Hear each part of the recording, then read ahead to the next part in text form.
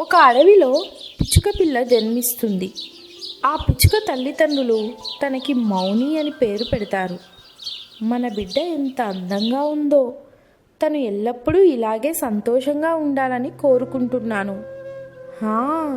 ఆ భగవంతుడి దయ వల్ల తను సంతోషంగా ఉంటుంది. మనం మన బిడ్డకు ఏ లోటు రానివ్వకుండా చూసుకోవాలి. కష్టం అనేదే తెలియనివ్వద్దు. మౌని పిచ్చుక తల్లిదండ్రులు పడుకొని ఉంటారు. అప్పుడు అర్ధరాత్రి వింత శబ్దాలు వినిపిస్తాయి. ఆ శబ్దాలేంటి? ఎక్కడి నుండి వస్తున్నాయి? చూస్తుంటే బయట ఏదో గొడవ జరుగుతున్నట్టుంది. పద వెళ్ళి చూద్దాం. అలా మౌని తల్లిదండ్రులు బయటికి వస్తారు. అక్కడ చూసేసరికి కొన్ని పక్షుల మధ్య గొడవ జరుగుతూ ఉంటుంది.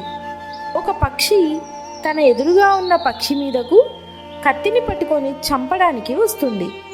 అప్పుడు మౌని పిచ్చుక తండ్రి ఆ పక్షిని చంపకుండా కత్తిని ఆపుతాడు. ఇంతలో అనుకోకుండా ఎదురుగా ఉన్న పక్షికి ఆ కత్తి కుచ్చుకుంటుంది. దాంతో ఆ పక్షి చనిపోతుంది. హంతకుడు హంతకుడు, వీడు ఆ పక్షిని చంపేశాడు. మౌని పిచ్చుక తండ్రి వల్ల ఒక పక్షి చనిపోతుంది. దాంతో మిగతా పక్షులంతా కలిసి మౌని తల్లిదండ్రులను బాగా కొడతారు. చివరికి పాపం మౌని తల్లిదండ్రులు చనిపోతారు.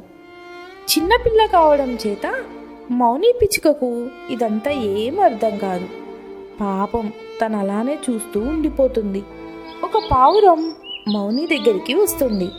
ఈమె తల్లిదండ్రులు హంతకులు, అందుకని మనం ఈ పిచ్చుకను మనతో ఉండనివ్వకూడదు అని మిగతా పక్షులంతా కలిసి మౌని పిచ్చుకను అక్కడి నుండి వెళ్ళగొడతారు. పాపం మౌని బాగా ఏడుస్తుంది. తనకి ఏం అర్థం కాదు. తను చాలా రోజుల వరకు ఏమీ తినకుండా బాధతో ఉంటుంది. ఇక మెల్లమెల్లగా తను పెద్దగా అవుతుంది. మౌని చుట్టుపక్కల నుండి ఆహారాన్ని వెతికి తెచ్చుకుంటుంది.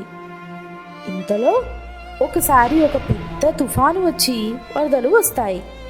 పాపం మౌని పిచ్చుక ఆ వరద నీటిలో చిక్కుకుపోతుంది. అరే, ఇక్కడ ఎక్కడ చూసినా నీరే ఉంది.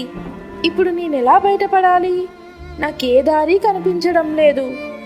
మౌని పిచ్చుక ఎంతో కొంత తెచ్చుకున్న ఆహారం కూడా నీటిలో కొట్టుకుపోతుంది. తను ఎంత ప్రయత్నించినా అక్కడి నుండి బయటపడలేకపోతుంది. అప్పుడు అక్కడికి గద్ద వస్తుంది. మౌని పిచ్చుక అలా చిక్కుకుంది చూసి గద్దకి బాగా నవ్వు వస్తుంది. ఏయ్, ఎవరు నువ్వు? ఇక్కడికి కొత్తగా వచ్చినట్టున్నావు. చూడడానికి నువ్వు చాలా బలహీనంగా కనిపిస్తున్నావు. చూస్తుంటే నువ్వు బతికేలా లేవు. నీకు నా పైన దయ కలిగితే మీరు వచ్చి నన్ను ఇక్కడ నుండి బయటికి తీసుకురండి. హహహా, నిన్ను కాపాడాలా? నేనింతవరకు ఎవ్వరికీ ఏ సహాయం చేయలేదు. నాకెవరిపై దయ కలగదు. నువ్వు ఇలాగే పడి ఉండు. కొన్ని గంటల్లో నీ ప్రాణం పోతుంది. అలాగా? సరే, నువ్వు ఇక్కడ నుండి వెళ్ళు. నేనే ఏదోలా ఇక్కడ నుండి బయటపడి నీ దగ్గరికి వచ్చి నేను ప్రాణాలతోనే ఉన్నానని చూపిస్తాను. ఓహో, అలాగా? అది చూద్దాం. ఈ పెద్ద పెద్ద మాటలు చెప్పడం వల్ల ఎటువంటి ప్రయోజనం లేదు అని గద్ద అక్కడి నుండి వెళ్ళిపోతుంది. మౌని మాత్రం అక్కడే వరద నీటిలో చిక్కుకొని ఉంటుంది. అప్పుడు నిమ్మికాకి, జాకి పావురం, పింటూ చిలుక ఎగురుతూ ఎగురుతూ అక్కడికి వస్తారు. అరే, నువ్వెవరు? ఇక్కడ ఎలా చిక్కుకున్నావు? దయచేసి మీరు నాకు సహాయం చేయండి.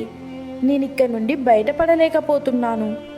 దాంతో అందరూ కలిసి మౌని పిచ్చుకను ఆ వరద నీటి నుండి బయటికి తీసుకొస్తారు. మీరు చేసిన సహాయానికి చాలా చాలా ధన్యవాదాలు. మీరు చాలా మంచివారు. కానీ ఆ గద్ద మాత్రం నాకు సహాయం చేయలేదు. ఎవరు? ఆ గద్దనా? అది చాలా చెడ్డది. అది మాతో పాటు ఈ అడవిలోనే ఉంటుంది. దాని గురించి మాకంతా తెలుసు. మౌని పిచ్చుక జరిగిన విషయం అంతా వారికి చెప్తుంది. అరే మౌని, నువ్వెందుకు బాధపడుతున్నావు? ఈ రోజు నుండి మేమంతా నీకున్నాం. మనమంతా కలిసి ఒకే అడవిలో ఉందాం. పద మా వెంట. ఈ విధంగా అందరి మధ్య మంచి స్నేహం మొదలవుతుంది.